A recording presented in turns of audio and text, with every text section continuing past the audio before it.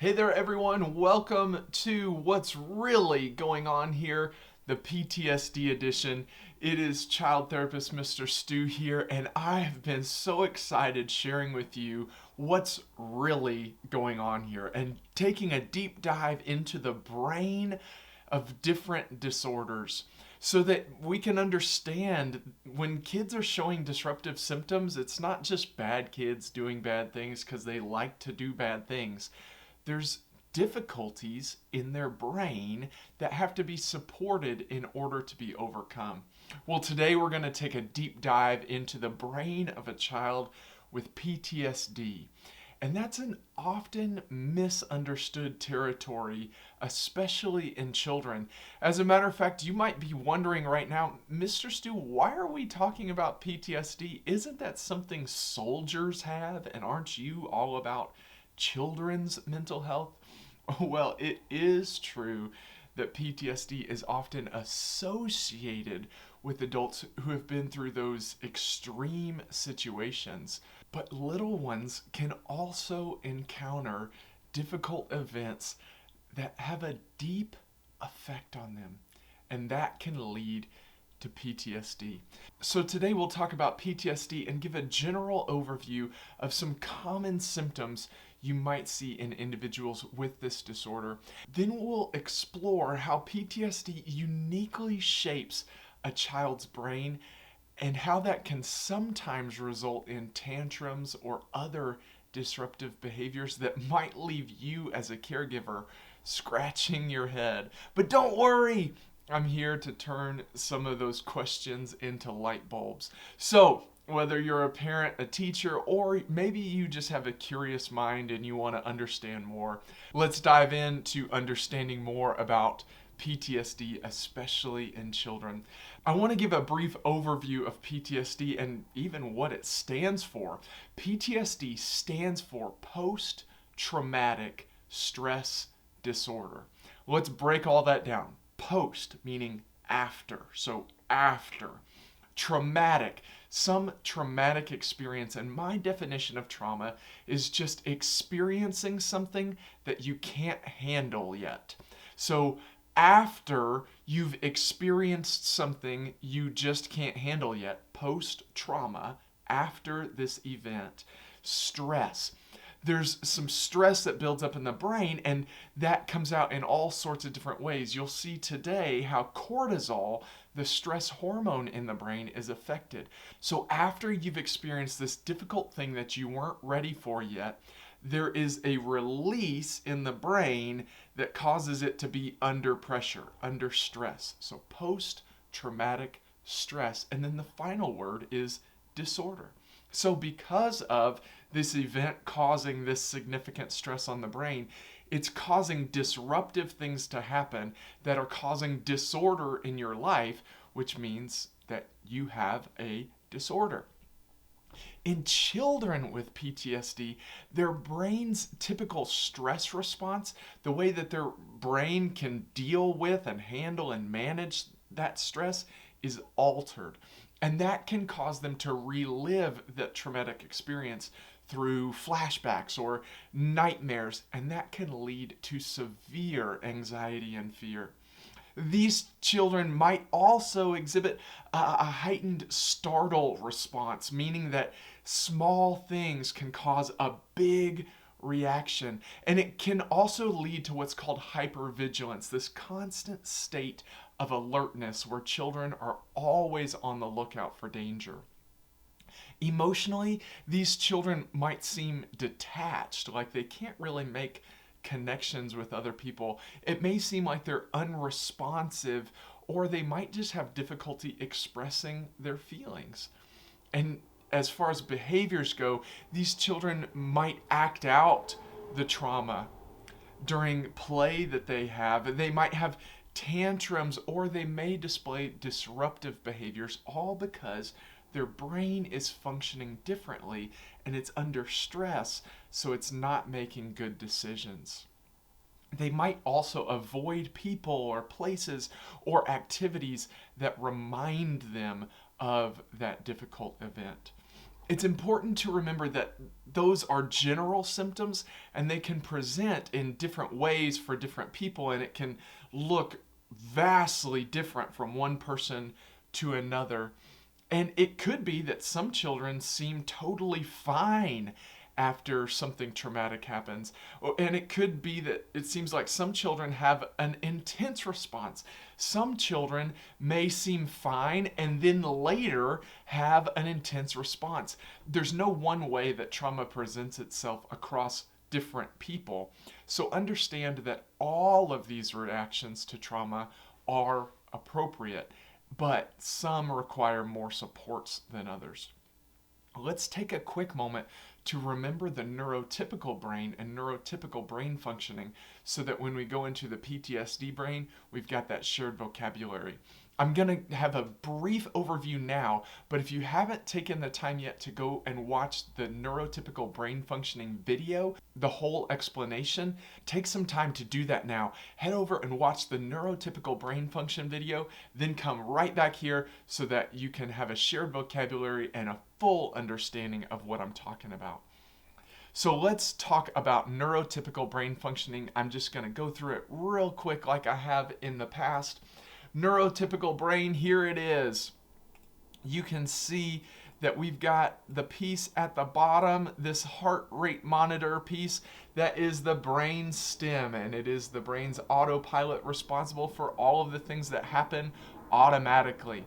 Then back here there is the scale, the cerebellum, that has a lot to do with motor coordination and different motor functions.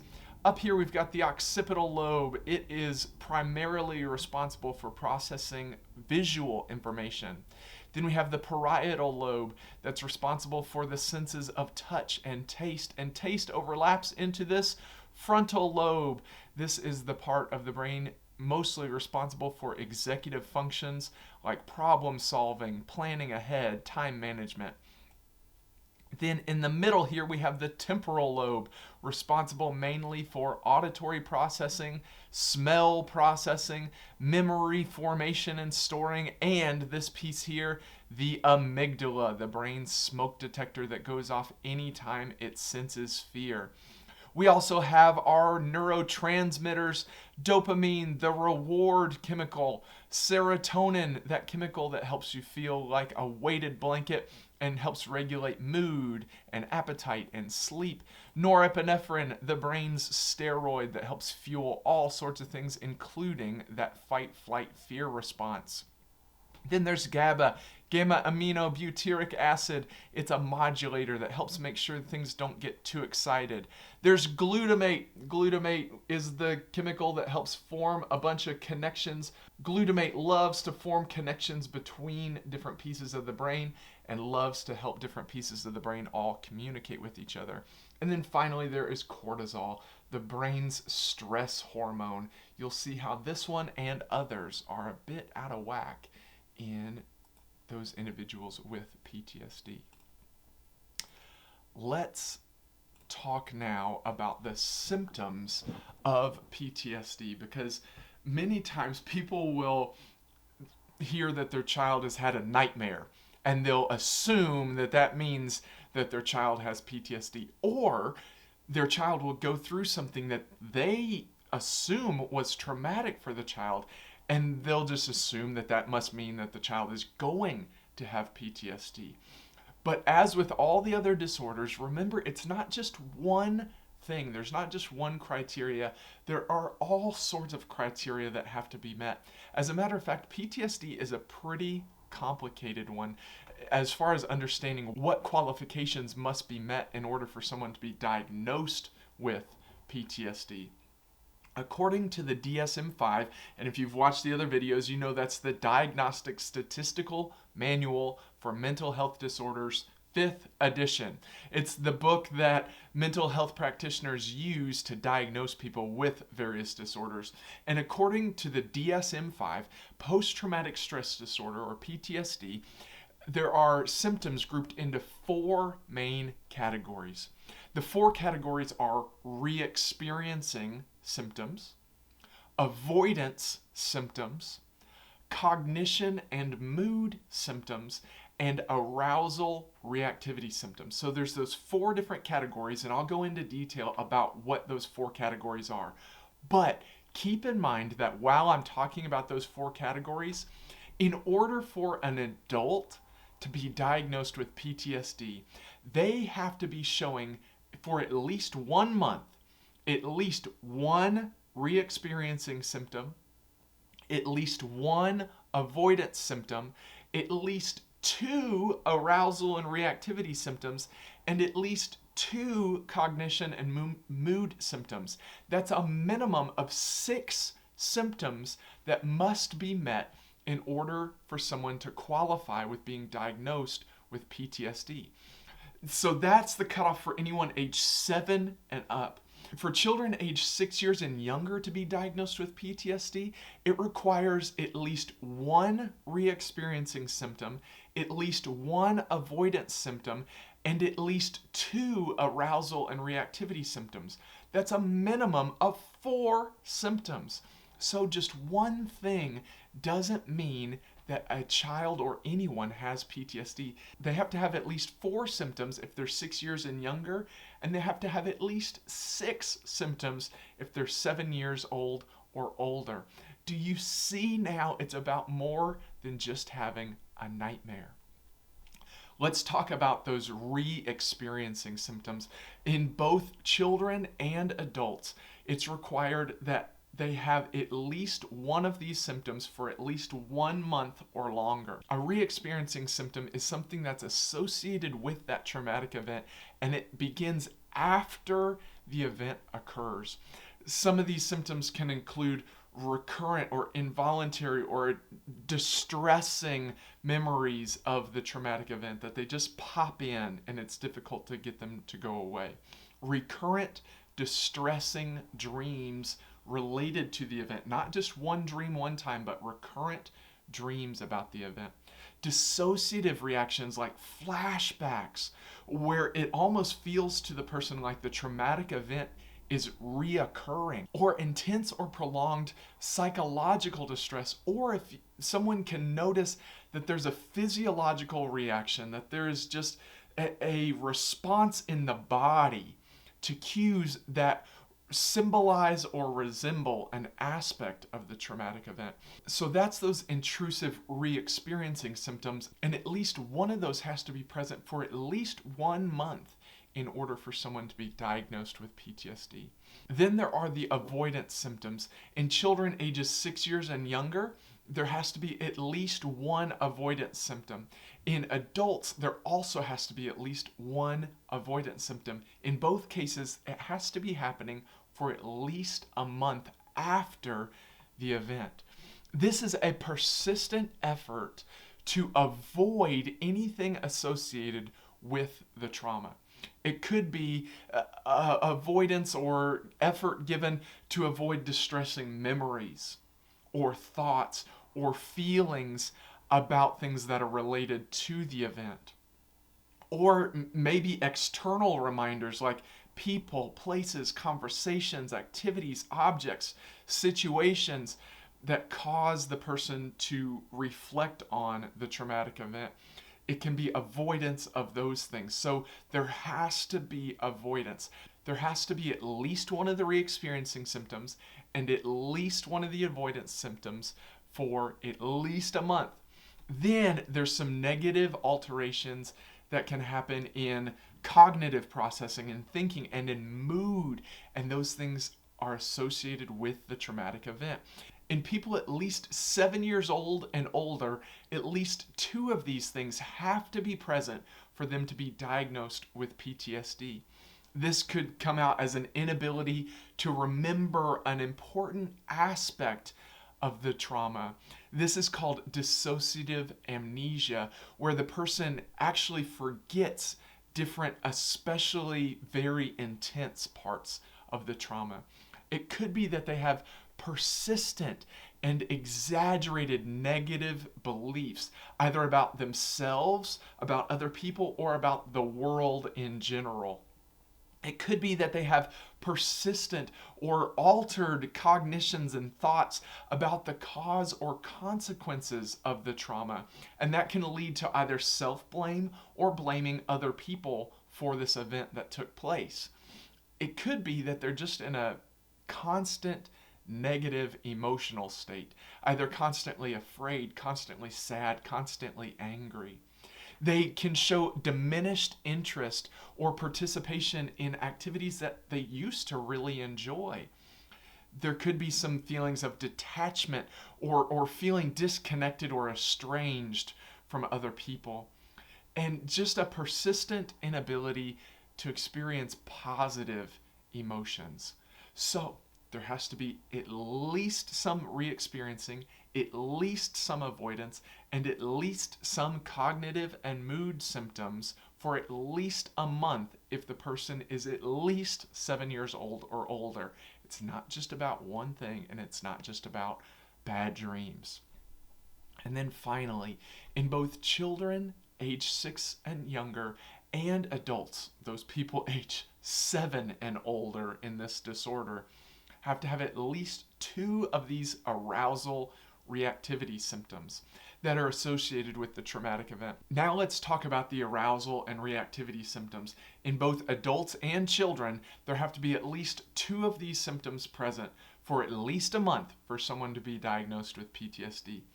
These symptoms can include just irritable behavior and angry outbursts.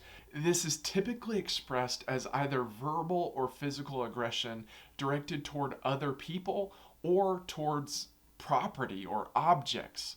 Another symptom is reckless or self-destructive behavior. Another, hypervigilance, just that constant looking for something to happen. An exaggerated startle response. We talked about that a little bit earlier, but how small things might lead to a giant reaction. There could be problems with concentration and sleep disturbances. Now let's recap everything.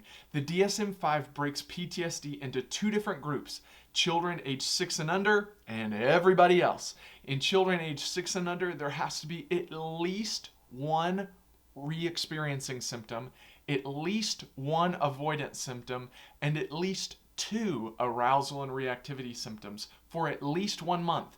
That's 4 symptoms for at least a month. If your child has been having nightmares for a week, they don't yet qualify to be diagnosed with PTSD. In adults, that's all people age 7 and older, according to the DSM-5 for this disorder. There has to be at least 1 re-experiencing symptom, at least 1 avoidance symptom, at least 2 cognition or mood symptoms, and at least 2 arousal and reactivity symptoms. All of that forms this very comprehensive, very complicated disorder of PTSD. Now that we know all of the things that make up PTSD, we know the fruit, we know the things that can be seen. Let's talk now about the root, the things you can't see, but the reason that all of these symptoms happen in the first place. Why do kids with PTSD have difficulties controlling their fears and their emotional responses to those fears? Let's see it. Here is I'll talk about each piece in detail, but first let's just look. There is a lot going on here, especially related to the neurotypical brain. At first glance, it's just overwhelming, if nothing else. For this brain model, I'd like to start by discussing the neurotransmitters and then talk about how those neurotransmitters cause all sorts of disruption in the functionality of the brain. So since we've already recapped what the neurotransmitters are responsible for in neurotypical functioning, let's talk now about how they operate in a brain of someone with PTSD. In the mind of someone with PTSD, there are some differences in these neurotransmitters. First off, there are a few of the neurotransmitters that are at a low dose, that they are at a suboptimal level that does not allow them to do everything that they are designed to do.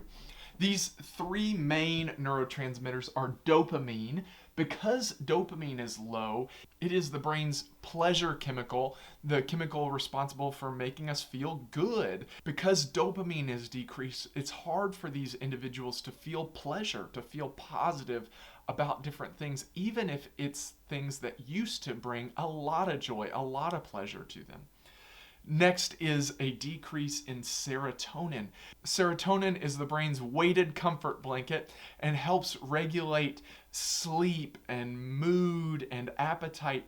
Well, in individuals with PTSD, that serotonin gets disrupted and it's at a lower dose. So these individuals can experience depression because of a mood imbalance and sleep disturbances because the serotonin is not able to regulate that function. There's also a decrease in GABA, that gamma aminobutyric acid. And if you've watched the anxiety video, you know that gamma aminobutyric acid also has a lot to do with being able to calm down the brain when it gets overly excited or overly afraid.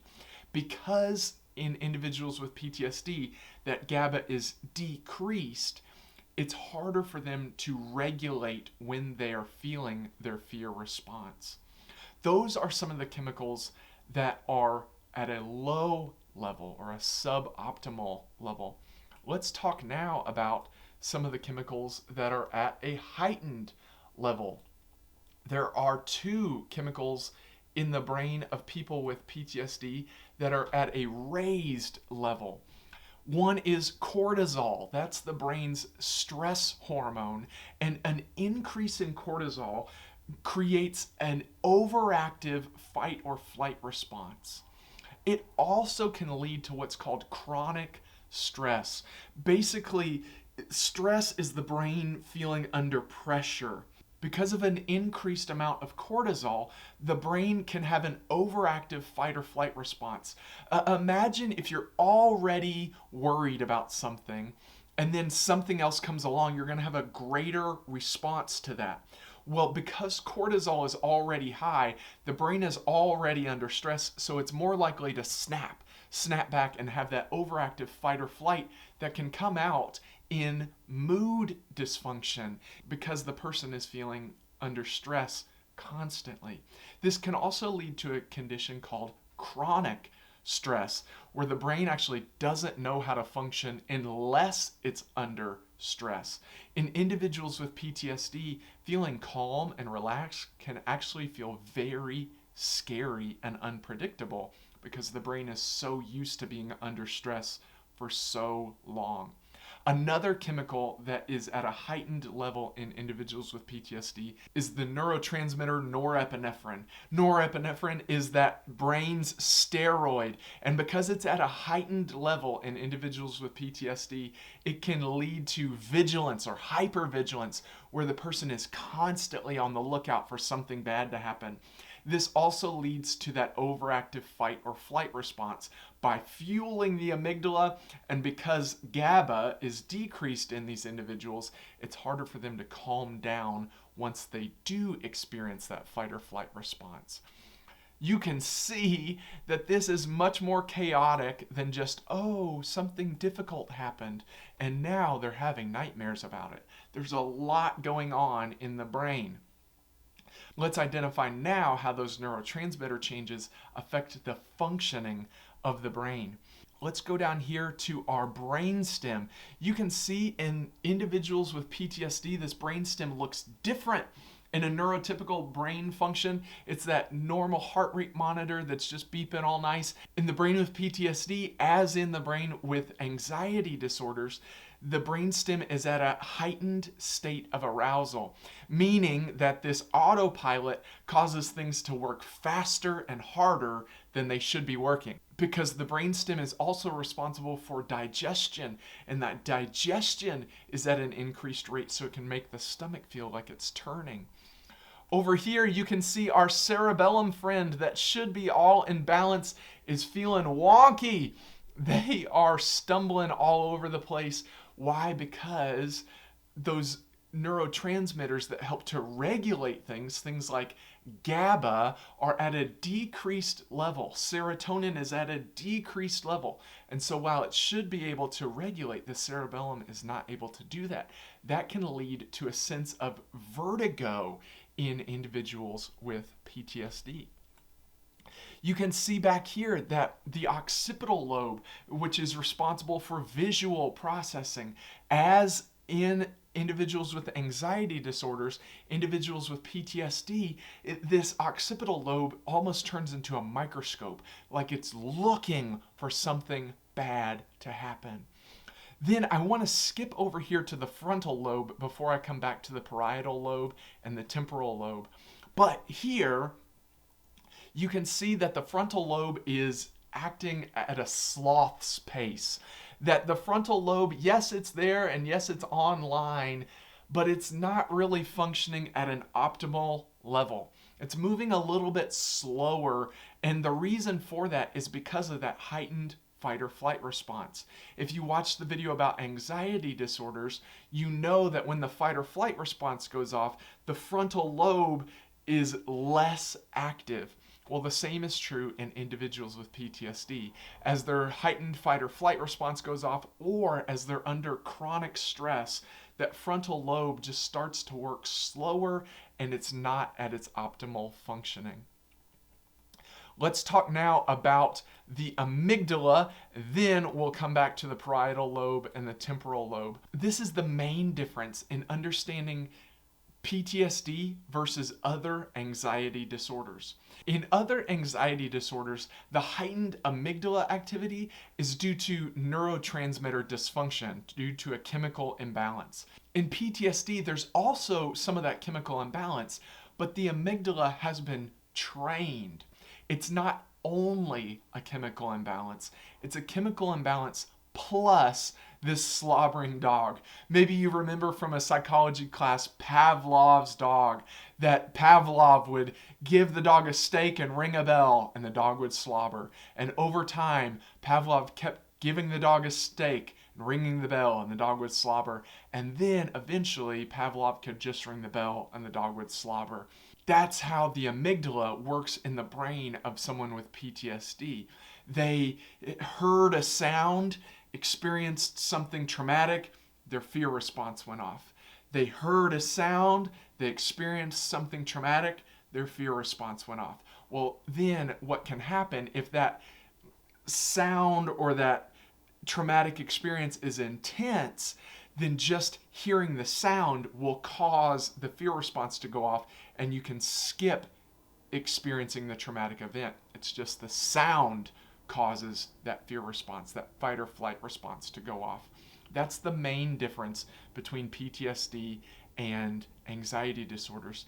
This is also how some specific phobias happen. If a specific phobia is based on an event that occurred, it could be more PTSD or a trauma disorder rather than an anxiety disorder.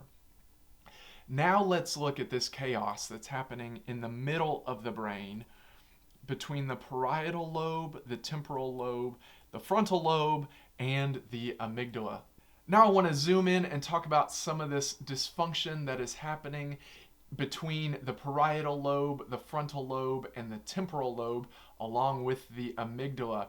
Again, if you watched the video about anxiety disorders, you know that the amygdala, when it goes off, it's basically telling the rest of the brain, we don't have time to think about this, we don't have time to recall memories about this, we don't have time to process too much information, we just need to react and get out of here. Either fight the thing or run away. That's the fight or flight response. So the amygdala goes off, it says there is danger. It shuts down a lot of the functioning of the brain and things just go into instinct mode. Well, that's what's happening here in the brain of someone with PTSD, but it's a bit more complicated than that because it has to do with memory. What can happen is the amygdala goes off. It sets off that fear response and says, this is dangerous. We don't have time to think about what to do. We don't have time to think about how we're feeling right now. We just need to react on instinct. And because the amygdala goes off, it sets off a chain reaction of events. First off, it shuts down functioning of the frontal lobe and says, you know what, right now we don't need to think, we just need to react. We need to stay safe here. Because the frontal lobe is offline, it can be difficult to understand how that individual themselves is feeling, as well as understanding the feelings of others. The part of the frontal lobe that has to do with emotional processing turns off. Basically, it's saying, I know that what I'm about to say or do is harsh, but I'm trying to protect myself, so I care much less about how it makes you feel. That's what their brain is telling them. Just survive. So then they go into this mode where it can be hard to remember what exactly is going on. This part of the temporal lobe that has to do with memory shuts down, especially under intense stress. This is that dissociative amnesia that we talked about earlier. And so what's happening is this person is having difficulty understanding how they feel and how others feel, and they're having difficulty recalling what exactly is even going on here, and they're having a heightened fight or flight response, and they get trapped in this loop. They can feel caged because they get trapped in this loop of just feeling poorly, not knowing what to do about it, and then reacting. Feeling poorly, not knowing what to do about it, and then reacting. Feeling poorly, not knowing what to do about it, and then reacting over and over and over and over again. And over time, that can make them feel even worse. And there can be those feelings of, oh, this is all my fault, and I'm all alone here, all because I'm a terrible person. Why? Because their brain wasn't fully online. It's not just about experiencing something difficult and then having a nightmare about it. It's about literal changes in the brain. These are not just bad kids doing bad things because they like to do bad things. What's really going on here is brain dysfunction. You can imagine how chaotic it would be to be trapped in that loop of wanting to form connections with other people, not knowing why you can't seem to do that, and then feeling bad about yourself because of it. And then trying to avoid people so that you don't feel that way. Then trying to avoid it even more, and you get trapped in this loop. That can lead to some of those depressive symptoms. So you see now, not just the fruit, the things you can see, you understand the root, where those fruits are coming from. And when you understand the roots, then you can have more empathy and you can have more understanding. But even more importantly, you can design supports that can work for you and your situation, because you know, all right, it's not just about telling them to stop being disruptive. It's about calming that fight or flight response. It's about bringing the brain back online. So let me tell you about 3 strategies that you can use to support children who suffer from PTSD. The first is a strategy for older kids called thought challenging. Thought challenging is basically what it sounds like. It's challenging thoughts. The reason that this works better for older children is because they will have a vocabulary to be able to explain their thoughts and be able to identify the feelings associated with those thoughts. For young children, those concepts can be pretty difficult, so this thought challenging idea isn't as effective with kids under about the age of 12. To implement the thought challenging strategy, you teach the child how to identify and challenge negative or irrational thoughts that may come from those traumatic experiences. This involves recognizing the thoughts, questioning whether or not those thoughts are valid, and then replacing them with more balanced and realistic thoughts. If you identify and then only question the validity without replacing them, this strategy is not effective. So let's give an example. If a child thinks I'm always in danger, you can help them come up with reasons why they are safe at home or safe at school, and help them to think, okay, so next time I start to think I'm always in danger, I can think about some of the times I am safe. The reason that this strategy works is it breaks down the problem-solving process into tiny steps. Rather than requiring the frontal lobe to be working at optimal capacity, now the child only has to think about, okay, what are my negative thoughts? That's step one. That requires much less energy. Then you can think about, okay, what is the evidence to the contrary? Now I'm doing one step at a time. Rather than trying to do a complex problem solving, I'm just solving simple problems one step at a time. Another strategy that really works in individuals with PTSD, especially children, is physical activity. It just burns off some of that pent up energy. You can encourage your child to engage in regular physical activities like sports or dancing or even simple things like walking or biking. When you're thinking about this, be sure to choose activities that the child enjoys, and that will increase their motivation to want to do this thing. If they hate running, don't make it be that their only option for physical activity is running. They can dance or they could play a sport. Here's why physical activity works. It helps regulate the body's stress response system, including the dysregulated cortisol and norepinephrine levels. That's right, physical activity can actually bring down cortisol and norepinephrine in the brain. What happens in people with PTSD is the brain is constantly responding as if it's under stress. Intense physical activity shows the body and shows the brain what intense stress really feels like. So that if the body is not feeling that way, if it's not breathing heavy, if it's not sweating, if it doesn't have a rapid heartbeat, then the brain can start to say, oh, I must not be under stress because I know what stress feels like. That's what it feels like when I'm playing the sport or running the mile or dancing as hard as I can. That's what stress feels like. And so it decreases the amount of cortisol the brain feels like it needs to produce. It decreases the amount of norepinephrine that the brain feels like it has to produce. And a third strategy is expressive arts. This can be used as a safe way to confront topics that seem unsafe, especially in children. You can introduce your child or the children in your care to all kinds of different arts like drawing or painting or even music or drama. Those activities can serve as an outlet for the child to express their feelings and thoughts in both verbal and nonverbal ways, but in all ways, it's a safe approach. The reason that this works is because expressive arts help modulate the overactivity in the amygdala, that amygdala that's constantly going off.